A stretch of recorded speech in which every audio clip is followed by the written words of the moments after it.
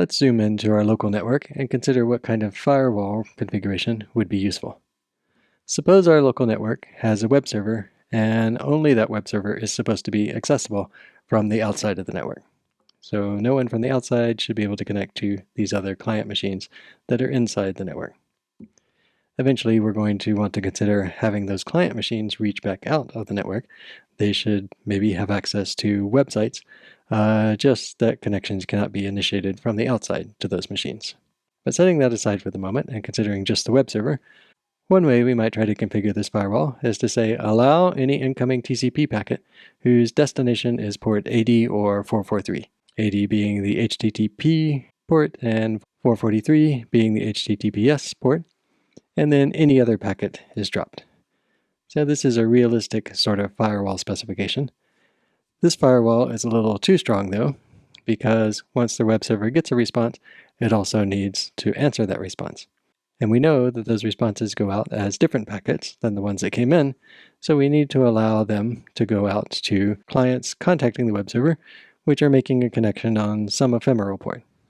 So we could specify this routing rule a couple of ways. We could say allow outgoing TCP packets where the source port is 80 or 443, or we could just say allow anything going out to ephemeral ports.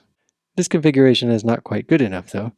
Maybe this web server is the only machine with servers on port 80 or 443, but maybe these other machines have a web server running on them for some good or bad reason, and we want to prevent access to those. This rule doesn't prevent access to those machines because it allows packets to any port 80, 443, no matter what machine they're addressed to. So we could refine our firewall configuration to say only allow incoming packets to this address at those ports, and then allow outgoing packets to any address as long as there's two ephemeral ports. That should work for our web server. It doesn't work for the other machines in our local network, where we want to allow them access to web servers that are outside our firewall, out in the internet at large. So we can refine our firewall rules yet again to handle that. We want to allow outgoing connections to other web servers or to any ephemeral ports to reply, and then the replies going back to these clients also need to come into ephemeral ports, so we'd better open that up as well.